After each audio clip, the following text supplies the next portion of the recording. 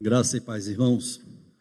Que alegria poder estar novamente aqui na 12, Igreja do Coração, a igreja onde eu nasci espiritualmente.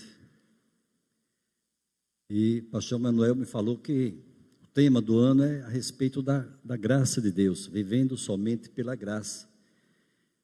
A palavra de Deus nos diz que pela graça de Deus nós somos salvos. Mas também nos diz que a graça de Deus nos fortalece. Paulo, ministrando a Timóteo, seu filho na fé, Paulo evangelizou Timóteo, discipulou Timóteo, treinou Timóteo para o ministério e disse a ele que as seguintes palavras: tu, pois, filho meu, fortifica-te na graça que há em Cristo Jesus. A mesma graça de Deus, pela qual fomos alcançados para a vida eterna, é a graça de Deus que nos fortalece para a vida terrena. Cada dia da nossa vida, o nosso Deus, o nosso Pai gracioso, nos sustenta, nos instrui, nos conduz a serviço do seu reino e para o louvor da sua glória. Para quem não me conhece, Marcos Paixão, muito prazer. Eu sou o vulgo Marcos Pão, de antigamente, da Casa do Pão do Siqueira, que fornecia pão, manteiga, o que mais era leite, para os acampamentos. Ontem, visitando o pastor Neemias, sempre que a gente vem de férias, em janeiro a gente vai visitá-lo, a ele e a Jó, lembramos de alguns acampamentos, especialmente ali na escola normal. E a minha conversão aconteceu ali, em 1985. Eu costumava vir antes do acampamento aqui, pegava geladeira, freezer e um bocado de coisa, levava para lá, ajudava a arrumar. E eu lembro que nesse ano, em 85, nós reunimos ali quase 400 pessoas na escola normal. E era um negócio assim tremendo de Deus. Pastor Eli, um metodista, amigo do pastor Neemias, sempre vinha com uma turma de Recife e nos ajudava ali. E a minha história com a 12 começou em 78, ainda no templo antigo. Acho que Astolfo nem alcançou, né, Astolfo? Em Estância, na rua Estância, aqui pertinho, ali em cima, um templo estreitinho. Ali eu comecei a frequentar, ali aconteceu o meu casamento, mas quando aconteceu a minha conversão, a igreja já se reunia aqui. Em 1985, logo após o acampamento, o presbítero Gessé dirigiu um culto de gratidão a Deus numa quarta-feira, logo após o acampamento no período de carnaval. E eu lembro que ele mesmo pregou a palavra. E que no final, ele fez algo que não era muito habitual na nossa igreja. Ele fez um apelo para aqueles que queriam receber a Jesus Cristo como seu Senhor e Salvador pessoal. E aí eu estava numa luta, depois de 7 anos frequentando a igreja, sendo alvo das orações dos irmãos em favor da minha conversão. Martinha, minha primeira esposa, torcendo ali, orando, clamando. E eu lembro que estávamos sentados aqui no segundo banco, eram bancos de madeira. E depois de alguns segundos de hesitação, apenas alguns segundos, eu levantei a mão. Aliás, eu me levantei e vi à frente. E a partir dali, a minha vida nunca mais foi a mesma. 2 anos e meio depois, eleito diácono. Não lembro se Almir foi eleito diácono comigo, mas foi eleito presbítero em 89 já. E 7 anos como presbítero, dentro desse período, 6 anos, como evangelista da igreja. Plantei a igreja Betesda, reorganizei a igreja de Riachão do Dantas, depois 2 anos aqui ainda como evangelista. Aí fui ordenado pastor em 96, 2 anos como pastor auxiliar, e aí Deus nos levou para novos desafios. Voltei a Betesda, organizei a Betesda. Em 2000, fomos para Governador Valadares, Minas Gerais, 7 anos. 4 anos na 9ª igreja de BH, 7 em Aracruz, no Espírito Santo. E agora já estamos no 6º ano na cidade de São Paulo, Itaquera, Zona Leste, a 3,5 quilômetros apenas do templo sagrado do futebol nacional. Alguns entenderão, né? Esporte Clube Corinthians Paulista, glorioso, então estamos ali pertinho dele. Deus tem sido extremamente gracioso conosco e nos tem permitido sonhar em retornar para a nossa terrinha no final desse ano. E nós estamos orando, fazendo aquilo que nos cabe fazer, mas esperando em Deus uma direção, para onde Ele vai nos conduzir aqui no nosso querido estado de Sergipe. Abra sua Bíblia no Evangelho segundo João, capítulo 21. Creio que já deu para você que nunca tinha me visto, já saber um pouquinho ao meu respeito. A minha história está profundamente ligada com a história dessa igreja. Então você pode imaginar o carinho que eu tenho por ela e a alegria que eu desfruto agora de poder estar novamente compartilhando a palavra de Deus à minha igreja do coração. João capítulo 21, versículos 15 a 17. João, Evangelho de João, capítulo 21, versículos 15, 16 e 17.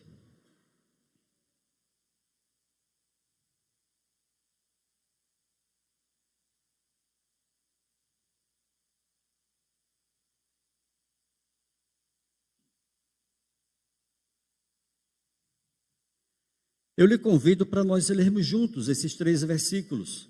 Eles são bem parecidos, mas há alguns pequenos detalhes que nos ajudam na compreensão dessa passagem. Vamos lá.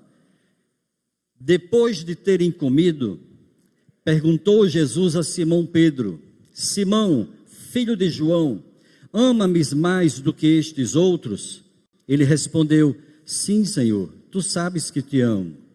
Ele lhe disse: apacenta os meus cordeiros.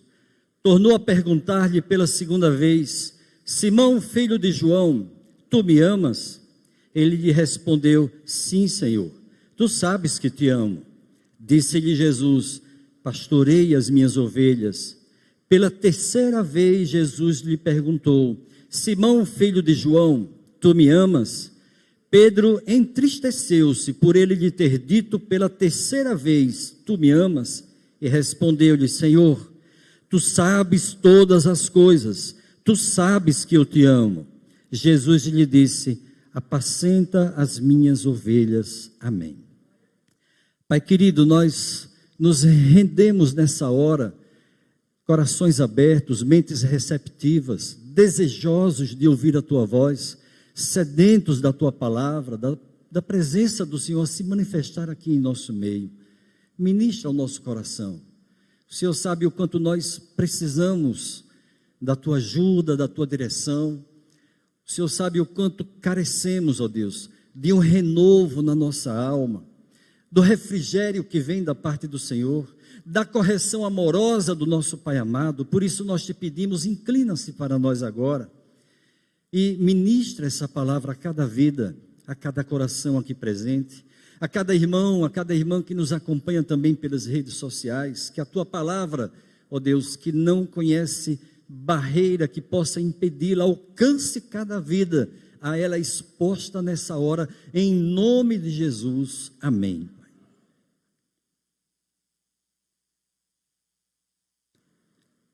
Bom seria até que eu tivesse lido a partir do versículo 1, mas como se trata de um texto muito conhecido, o título sugerido pela SBB é Jesus aparece a 7 discípulos. O versículo 3 é marcante, porque Simão Pedro, que era um líder destacado no colégio apostólico, ele disse aos demais: vou pescar. E disseram-lhe os outros: também nós vamos contigo. Essa expressão tão curtinha é muito rica de significado. Vou pescar. Em outras palavras, o que Pedro estava dizendo para eles é: cansei, desisti, para mim já chega. A aventura foi boa enquanto durou, mas agora nós não temos mais o nosso Senhor. Vou pescar. É só o que eu sei fazer na minha vida. É como se eu, por alguma decepção da vida, de repente desistisse do Evangelho, desistisse da vida cristã e resolvesse voltar para a padaria. Vou abrir novamente uma padaria aí, vou voltar para o comércio, para negociar e tal, e chega, já deu. Pedro estava cansado, o desânimo tomou conta dele, e não apenas dele, mas dos demais também. Só que Pedro era corajoso, não tinha muita sabedoria naquele momento da sua vida, mas coragem ele tinha. Até mesmo a coragem dele falhou em algumas oportunidades, mas ele tinha esses arroubos, esses momentos impetuosos assim, e esse foi um deles, quando ele disse, vou pescar, e foi, e os outros o acompanharam. E aí nós vemos que um deles viu o Senhor, avisou a Pedro que se tratava do Senhor.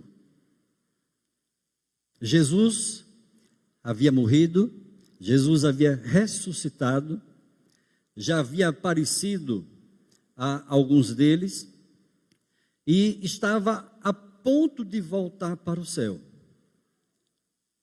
Ele estava quase para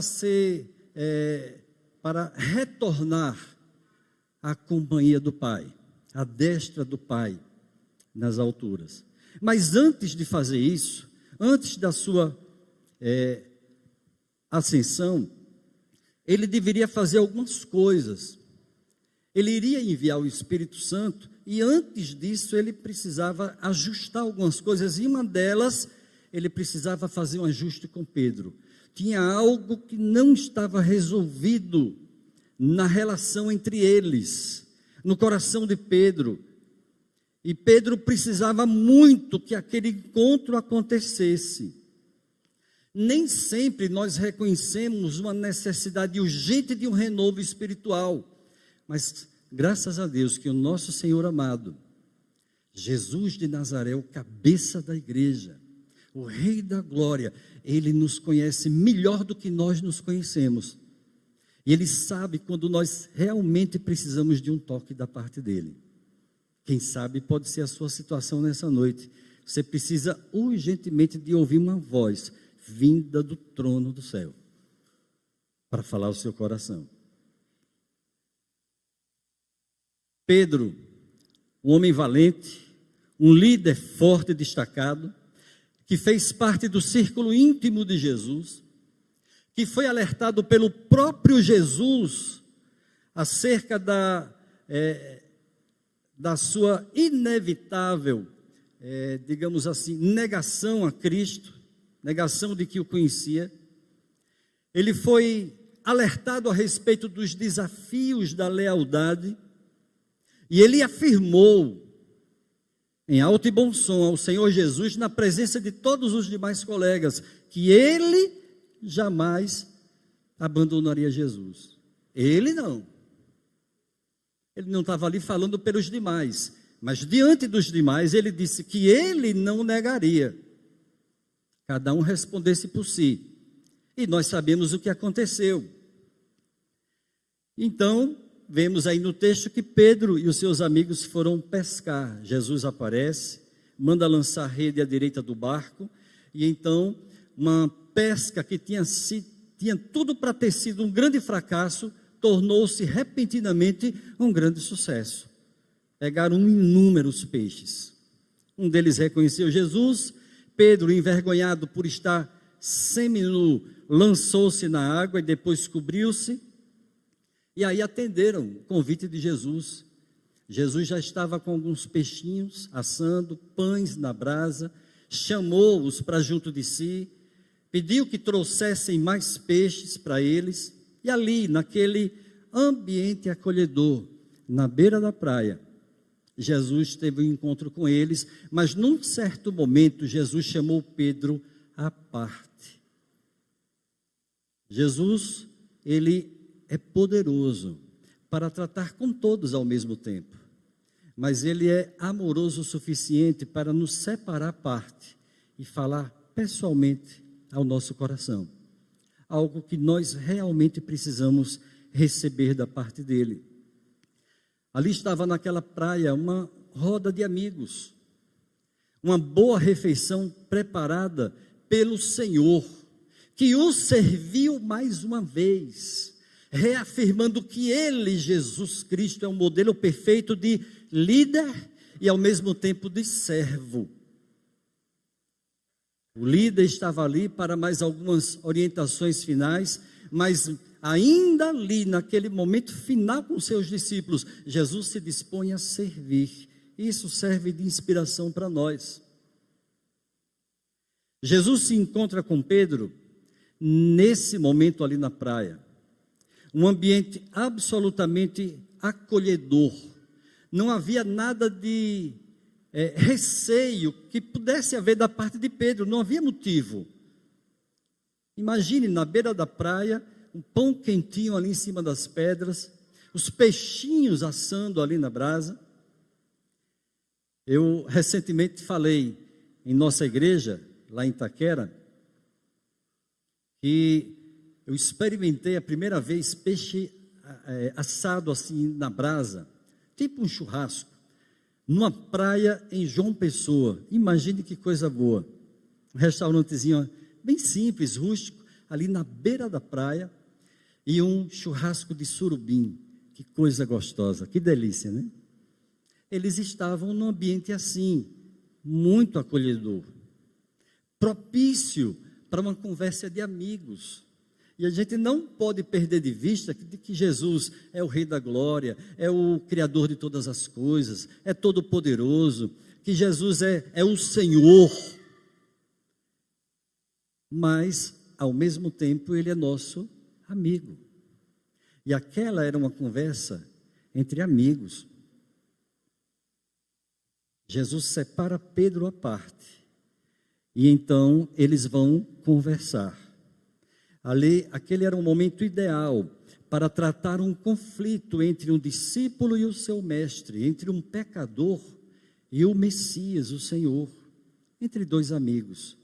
Pedro o havia negado 3 vezes, e você percebe aqui no texto que por 3 vezes Jesus pergunta se Pedro o ama.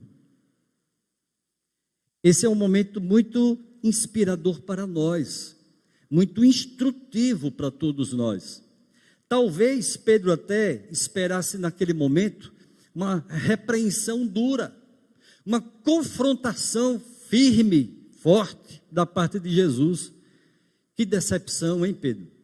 Logo você, que ergueu a sua voz no meio dos colegas e disse que você jamais, deixando até no ar, Pedro, que os outros podiam até fracassar, mas você jamais me negaria. Pedro, você me negou diante de todo mundo que me conhecia, e não foi uma vez só, nem 2, foram 3 vezes, publicamente negando que você me conhecia, ainda que o seu sotaque lhe denunciasse como galileu. Mas Jesus não fez isso. Jesus não estava interessado naquele momento ali em tocar nas ações de Pedro. Ele queria tocar o coração de Pedro. Há tempo para todas as coisas. Tem momentos na nossa vida que o que a gente precisa é de uma repreensão dura mesmo, para ver se a gente acorda para a vida e fica mais esperto. É muito crente distraído, principalmente desse tempo de pandemia para cá. Muito crente está disperso, distraído. Mas aquele momento ali era um momento chave, era um momento de Jesus falar ao coração do seu discípulo, de instruir aquele homem que se tornaria um líder muito mais sábio, muito mais estável, muito mais constante nos caminhos de Deus. Jesus aborda Pedro com essa pergunta que ele repete. Ele faz a pergunta e repete 2 vezes a mesma pergunta. Tu me amas? Pedro, você me ama mais do que todo mundo aí, essa turma toda? Jesus se referia ao colégio apostólico. E a resposta de Pedro foi, com base no original grego: eu gosto de ti, Senhor. Eu gosto do Senhor. Jesus pergunta a segunda vez: Pedro, você me ama? E a resposta de Pedro é: eu gosto do Senhor. A palavra no original para as respostas de Pedro aparece sempre a palavra filéu. É um amor de amigos, um amor fraternal, um amor de irmãos. Enquanto que Jesus, nas duas primeiras vezes, usou a palavra ágape, a variante agapau, aquele amor que é renúncia, aquele amor que é sacrificial, aquele amor que não mede esforços para servir, para abençoar, para ajudar, para levantar o caído, para animar aquele que está abatido. E aí na terceira vez Jesus muda, e Jesus pergunta para Pedro dessa forma: Pedro, você gosta de mim? Aí Pedro ficou muito triste com aquela insistência de Jesus, e claro, percebeu, ali que havia mudado o tom da pergunta, e respondeu: o Senhor sabe todas as coisas. É como se Pedro disse assim: o Senhor sabe da minha fraqueza, o Senhor sabe que eu fui arrogante naquele momento, o Senhor sabe que eu quis jogar para a torcida, eu quis passar a impressão para os outros de que comigo jamais aconteceria aquilo, eu sou um crente bom, crente firme. Comigo não, o Senhor sabe de todas as coisas. Aquela pergunta de Jesus, ela tem algumas características interessantes. Em primeiro lugar, foi uma pergunta muito pessoal. Veja que Jesus tirou Pedro de perto dos demais, e falou a sós com ele. Jesus queria, naquele momento, especialmente ministrar o coração de Pedro. Se dirigiu a ele, não tratou de discípulos, dos amigos, da igreja. Jesus o trouxe para um círculo íntimo de diálogo, para tratar o coração do seu filho. Em segundo lugar, aquela pergunta falava de relacionamento. Não se trata apenas de Pedro, mas do seu relacionamento com Jesus, porque cristianismo é relacionamento. Um Deus amoroso, que é também todo-poderoso, que criou o universo, que colocou nele o ser humano, nesse planeta tão pequenininho, aos olhos do nosso Deus, que é o planeta Terra. E um Deus que sempre fez questão de partilhar sua presença com o homem. Desde o Éden, depois no deserto, na saída do Egito, ali através do tabernáculo, depois em Jerusalém, através do templo magnífico construído por Salomão, depois através da pessoa do próprio Jesus Cristo, depois através da descida do Espírito Santo, e vai continuar sempre insistindo em partilhar conosco a sua presença, e isso vai acontecer na Nova Jerusalém, por toda a eternidade. Era uma pergunta que falava do relacionamento. Jesus queria sondar o coração dele a respeito das suas motivações, convicções, mas não estava muito preocupado naquele momento com habilidades, em criticá-lo, em repreendê-lo, não estava preocupado em falar sobre a posição dele, sobre a influência dele. Era o relacionamento que estava em jogo.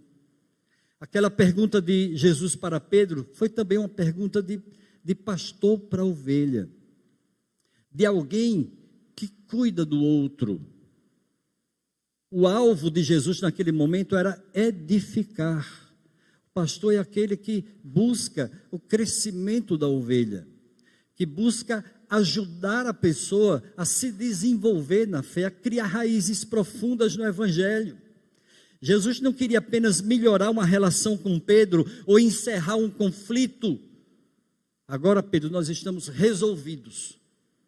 Certa feita eu conversei com um irmão em Valadares, e depois da conversa, aí ele saiu do gabinete e disse assim: pastor, estamos resolvidos? Da minha parte sim, irmão, estamos resolvidos, porque houve esclarecimento. Nós queríamos saber algumas coisas sobre algumas situações, esclarecemos o que tinha para esclarecer. Não era o propósito de Jesus. Jesus queria cuidar da vida, da alma de Pedro.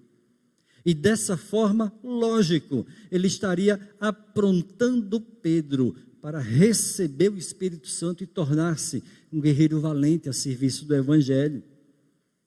Jesus queria ver Pedro crescer na fé, parar de ser uma pessoa tão oscilante. O crente montanha-russa que no momento está empolgado, explodindo de ânimo, e daqui a pouco está desanimado, está todo murcho, querendo desistir de tudo, vendo defeito em todo mundo. Esse cenário desse encontro com Jesus, que foi um encontro restaurador para a vida de Pedro, ele nos revela algumas lições que podem ser aplicadas na solução de conflitos hoje em dia. Para todos nós, quando nós somos ofendidos por alguém, ou quando nos vemos decepcionados em alguma situação, precisamos resolver algo em casa, ou com amigos, irmãos em Cristo, nós vemos aqui alguns princípios muito preciosos. Eu vou enumerá-los aqui brevemente para vocês. O primeiro, que chama muito minha atenção, é que Jesus tomou a iniciativa de procurar aquele que o havia ofendido, aquele que tinha negado que o conhecia, e que tinha feito isso publicamente, depois de ter afirmado que jamais faria isso. Jesus o procurou, não saiu conversando com um e com o outro sobre a situação, não expôs a vida de Pedro. O problema era com Pedro, então ele foi a Pedro, tirou do meio dos outros e tratou pessoalmente com ele. Você tem problema com alguém? Procure essa pessoa, com a motivação certa, no momento certo, no lugar propício, e trate o que tiver de ser tratado.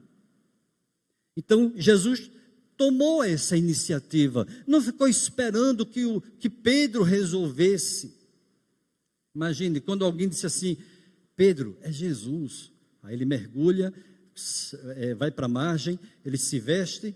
Então, talvez ele devesse, né? A gente pode pensar assim, correr na direção de Jesus. Senhor, estou aqui na frente da fila. Todos nós precisamos conversar com o Senhor para acertar alguma coisa aqui. Mas olha, já tomei a iniciativa, estou aqui na frente. Ele sempre tomou a iniciativa para tantas coisas, mas naquele momento, Jesus teve que tomar a iniciativa. Porque se fosse depender dele, ele ia ficar escondido no meio da multidão, levantando a mão, dando glória e fazendo de conta que estava tudo bem com a vida dele. Mas que coisa boa! Jesus o buscou, como buscou Zaqueu, como buscou tantas outras pessoas, mulher de Samaria e tantos outros. Ele buscou Pedro e tratou com ele. Foi Jesus que proveu o momento, que buscou o reencontro, que preparou um cenário ideal, um momento adequado. Ao invés de se afastar, de ignorá-lo, de ficar olhando desconfiado, foi até ele para resolver o que era preciso. E Jesus fez isso, claro, de forma tão amorosa.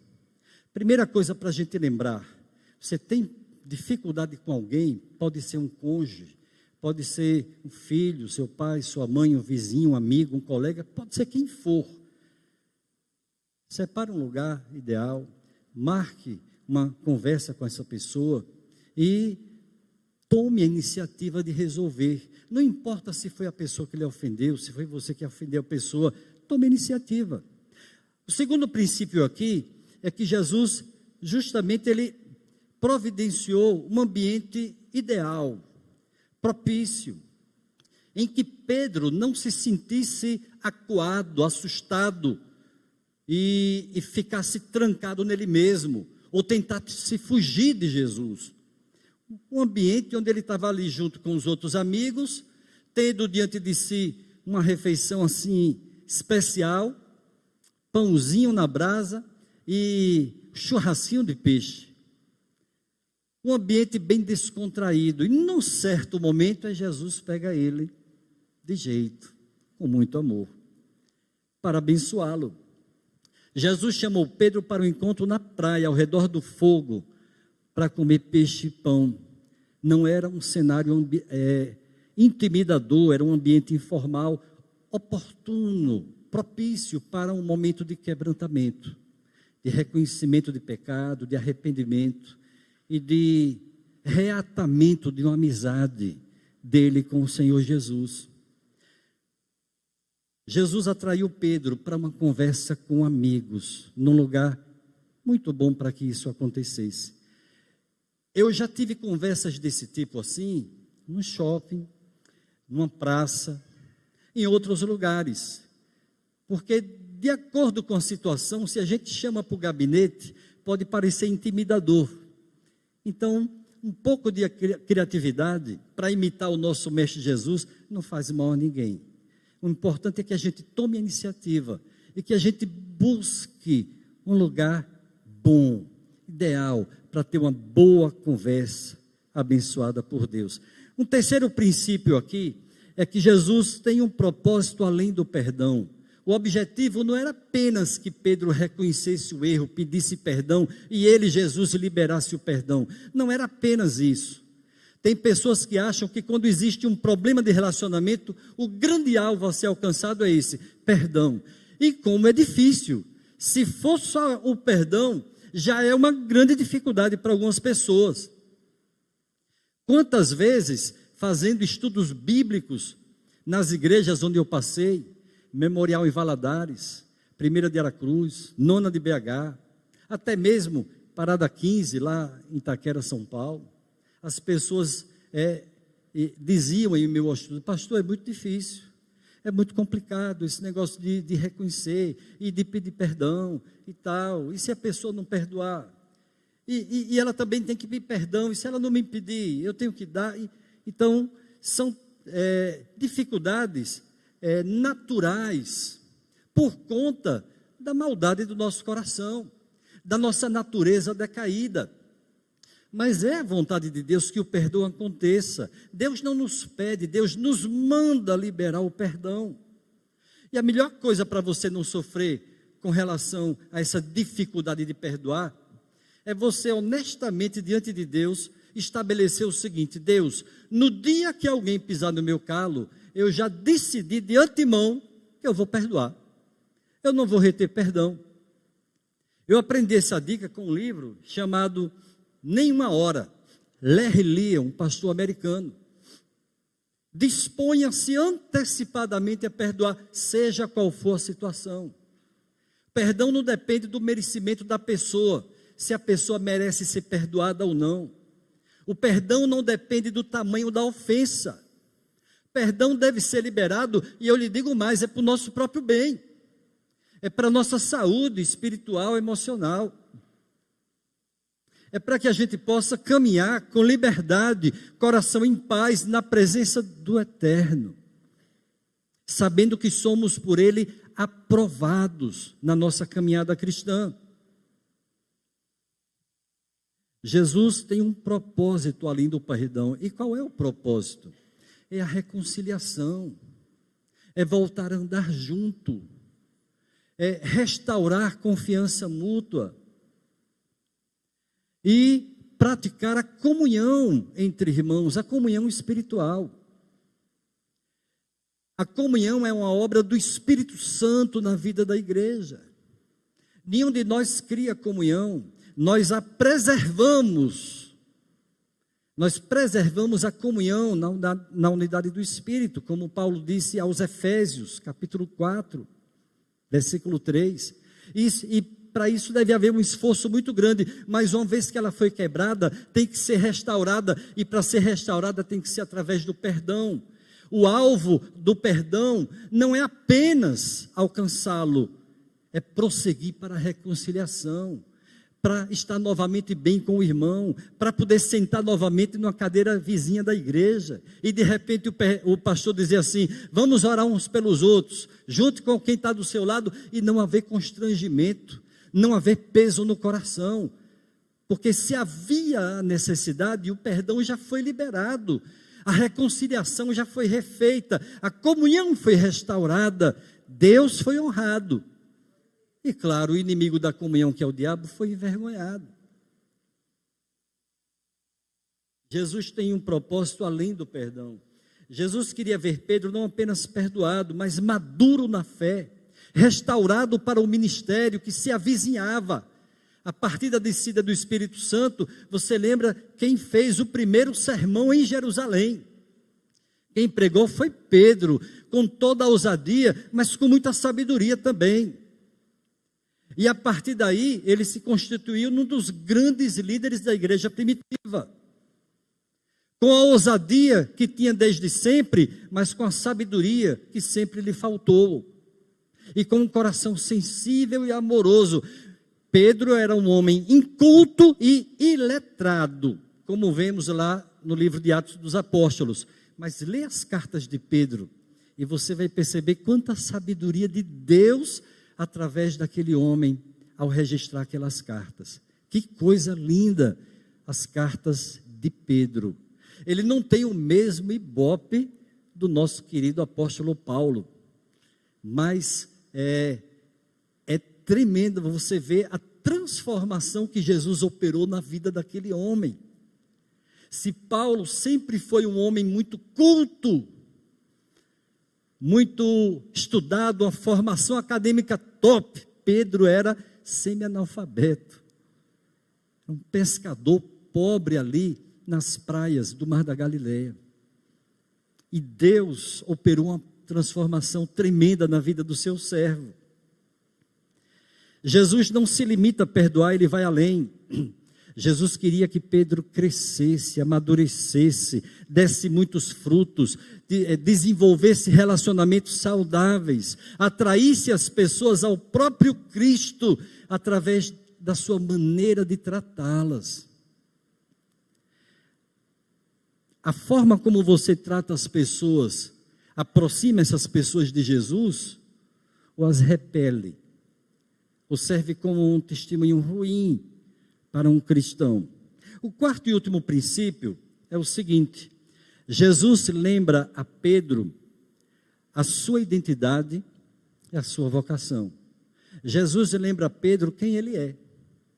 O interesse de Jesus não era apenas naquilo que Pedro poderia fazer a partir daquele encontro. Tudo aquilo que nós fazemos deve ter como fundamento aquilo que nós somos. A nossa identidade, nós precisamos saber quem somos. Nós somos salvos pela graça, pecadores redimidos pelo sangue poderoso de Jesus Cristo, novas criaturas em Cristo Jesus, cidadãos do reino de Deus. Estamos aqui nesse mundo, não é num período de férias, a passeio. Nós estamos aqui a serviço do reino de Deus. Mesmo quando a gente tira férias da nossa ocupação comum, profissional, mas nós estamos sempre, em todas as situações e lugares, a serviço do Deus vivo e verdadeiro, a serviço do nosso Senhor Jesus Cristo. Jesus chamou Pedro a uma relação de amor, e depois, como consequência, a um serviço de amor. Primeiro, importava a Jesus que Pedro se relacionasse bem com ele próprio, Jesus. Que Pedro tivesse o prazer de estar na sua presença, de buscá-lo, de amá-lo, de comungar com ele. Depois o serviço, que é de grande importância, mas deve ser uma extensão, uma consequência, um resultado. Uma característica da verdadeira adoração a Deus é que o verdadeiro adorador é alguém que serve, que é útil, que trabalha, que se dispõe a ajudar, a servir sempre. O mesmo Deus e Pai que procura adoradores para Ele, procura também trabalhadores para o seu reino. Adoração e missão caminham de braços dados. Não adianta ficar discutindo o que é mais importante, porque são dois lados de uma moeda só. E o valor dessa moeda depende de sermos verdadeiros adoradores e de termos a disposição para o serviço sempre, porque o serviço, a boa obra, é o corpo da fé, do amor. A pergunta, tu me amas, aponta para a identidade. Você está aqui porque você foi alvo do amor de Deus. Jesus lhe atraiu para Ele. abriu os braços, lhe acolheu, lhe abraçou. Jesus lhe tornou uma nova criatura, um seguidor dele, um discípulo dele. Você é discípulo de Jesus Cristo, essa é a sua nova identidade.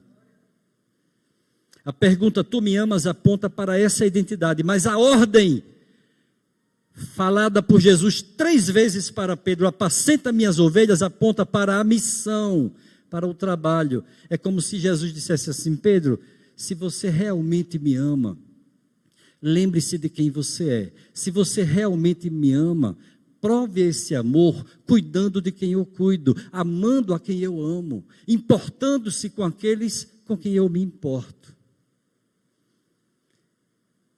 Por uma fração de segundos, lembre de alguém de quem você não gosta. Aquela pessoa que você considera chata. De repente, o contrário também é verdadeiro, né? Lembrou dessa pessoa? Jesus ama essa pessoa. E Ele diz para você assim: apacente essa pessoa, cuide dela, ore por ela.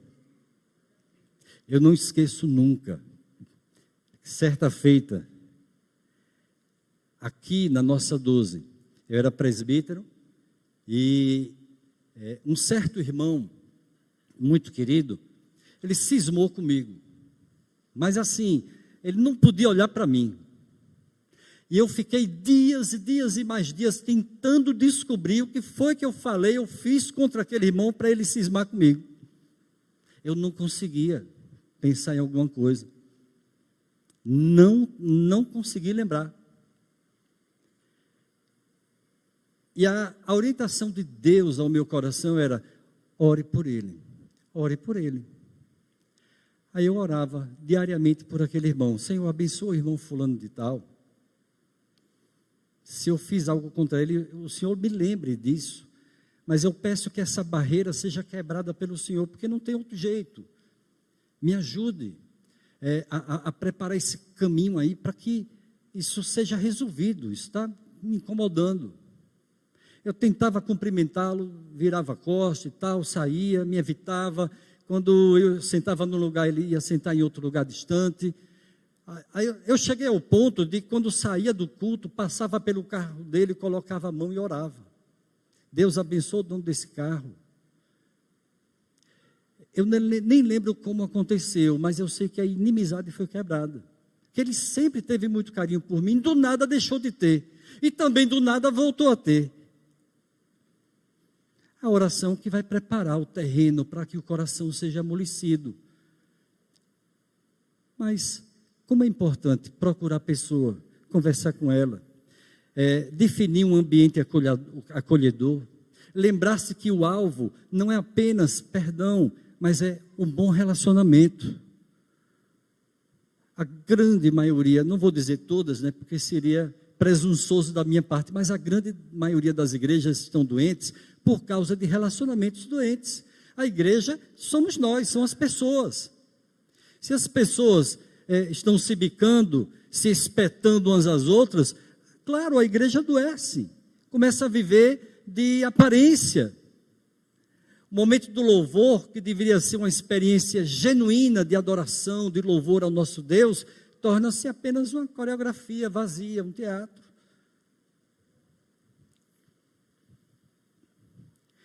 Esse modelo que Jesus estabelece, de procurar Pedro no ambiente apropriado, com o objetivo de restaurar a comunhão com ele, e de lembrar ele de quem ele é, daquilo que ele foi chamado a fazer. Esse modelo de Jesus precisa se refletir em nós. E olha que não tem nada de complicado aqui, são coisas simples, mas que precisam ser observadas. No Evangelho de João também, capítulo 13, versículos 34 e 35, Jesus diz: novo mandamento vos dou, que vos ameis uns aos outros, assim como eu vos amei, que também vos ameis uns aos outros. Nisto conhecerão todos que sois meus discípulos, se tiverdes amor uns aos outros. Capítulo 3 de João é quando aconteceu aquela demonstração, aquele exemplo de serviço cristão. quando Jesus dobrou os joelhos diante dos seus servos, diante dos seus discípulos, e lavou os pés deles. E depois daquilo ali, apesar da relutância do nosso querido Pedro, Jesus perguntou para ele: vocês entenderam o que foi que eu fiz? Ora, eu sou o Senhor e o Mestre, mas eu dei um exemplo a vocês, para que assim como eu fiz, vocês também façam. Ou seja, vivam em função de servir o outro, de agradar o outro, e não pensando apenas em agradar a si mesmos. Esse texto nos ensina tantas coisas, ele é muito rico, ele é muito profundo. E eu queria finalizar apenas dizendo que esse desânimo que se abateu sobre Pedro e sobre os demais discípulos, não é nenhuma novidade. Nós vemos em tantos textos do Antigo Testamento, vemos em algumas cartas, e vemos isso claramente em nossos dias, o desânimo que toma conta de algumas pessoas. Em algumas situações, por uma razão até justa, uma perda, uma situação difícil, de muito sofrimento, de muita angústia. Em outros casos não, apenas descuido. A pessoa se descuida com a sua vida devocional e naturalmente ela vai esfriando na fé e vai desanimando. Mas nós precisamos nos voltar para a palavra de Deus, a mãe das disciplinas, a disciplina fundamental, mais importante de todas as outras. Por mais que a oração seja importante, o louvor também, a adoração, ações de graças, a comunhão dos irmãos, o louvor, todas elas têm o seu valor, mas a palavra de Deus regula todas elas. E o que seria de mim, se ao longo de 26 anos como pastor, 6 anos como evangelista, 32 de ministério, o que seria de mim sem observar com muito zelo, com muita cautela, a disciplina da palavra? Onde estaria eu hoje? Como eu estaria nesses dias? Em 1990, pela primeira vez, o reverendo Messias Anacleto Rosa esteve aqui na 12 de agosto. Eu era presbítero e eu confesso que eu não tinha ainda tido a experiência de ler a Bíblia toda durante o ano. E fiquei com vergonha quando, num culto ali, no aniversário da 12, aquele irmão tão querido, ele disse que lia a Bíblia toda 4 vezes por ano. Eu olhei para o chão para ver se tinha um buraco para sumir, não tinha, então fiquei ali, né, com a cara amarela, né? Pastor Neemias costumava dizer assim, né? É melhor ficar vermelho na hora do que amarelo depois. A partir dali, de 1990, eu comecei a ler a Bíblia toda a cada ano. 3, 4 anos depois, eu comecei a ler 2 vezes por ano. Mas eu tinha sentado no meu coração: Deus, um dia eu quero alcançar aquilo que o teu servo alcançou. A cada 3 meses, ler a Bíblia. Ler 4 vezes por ano. É o mínimo que eu posso fazer. Até porque eu não nasci num berço evangélico. Meu pai era espírita, minha mãe era católica. A minha conversão aconteceu aos 25 anos de idade. E eu queria recuperar tempo perdido, eu queria correr atrás. E eu sabia que para crescer espiritualmente eu tinha que comer a palavra de Deus. Nós precisamos resgatar isso na minha vida. Não estou dizendo a você para ler a Bíblia toda 4 anos, ou 4 vezes por ano, mas 1 vez por ano dá. Pelo menos. Ninguém em sã consciência pode dizer: pastor, não consigo. Não. Você pode dizer assim: eu não quero. É mais honesto. Mas vai lhe fazer um bem muito grande. Não tem crescimento espiritual sem a disciplina da palavra de Deus. Não tem atalho na vida cristã. Nós não somos o povo do atalho, nós somos o povo do caminho. E o caminho é traçado pela palavra viva, que habita ricamente em nós, que ilumina o nosso caminho, que nos fortalece no momento das perdas e das provações da vida. Peça a Deus que gere no seu coração fome da palavra e sede da sua presença. Tem alguma coisa a ser tratada na sua vida? Jesus é o mesmo ontem, hoje e para todo sempre. Ele não muda. Ele é Deus, tão poderoso quanto naqueles dias, tão amoroso quanto naqueles dias. E o será para sempre. Você pode se colocar de pé para nós termos um momento de oração?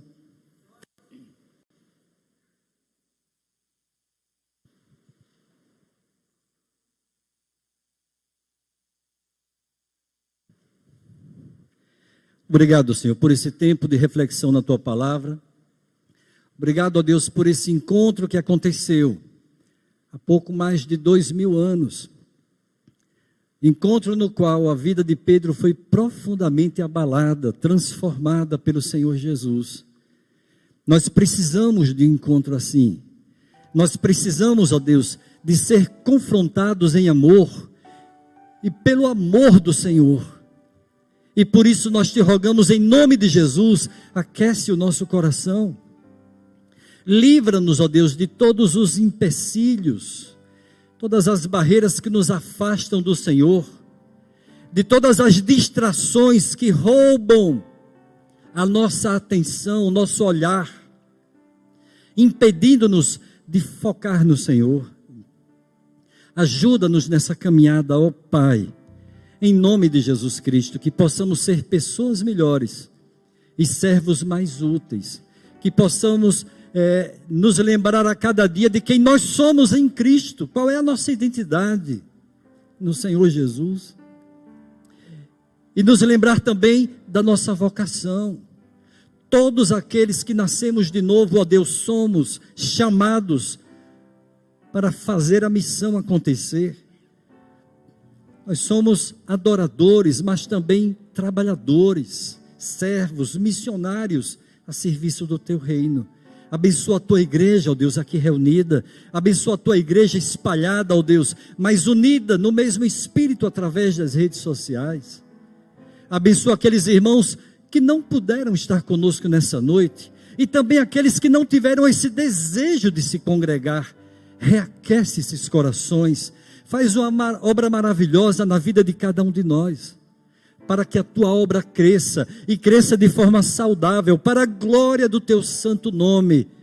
Oramos agradecidos por esse tempo de edificação, em nome de Jesus, amém.